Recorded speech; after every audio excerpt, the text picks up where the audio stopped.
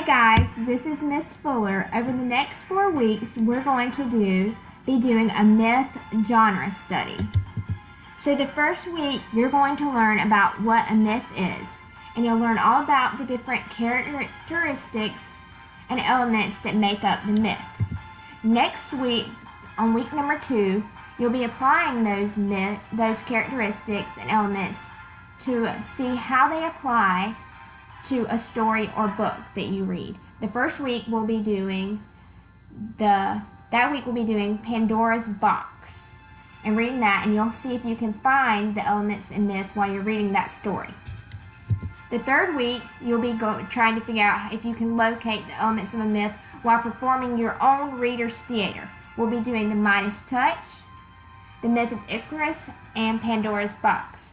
You'll break up into small groups, and then you'll get to perform your reader's theater at the end.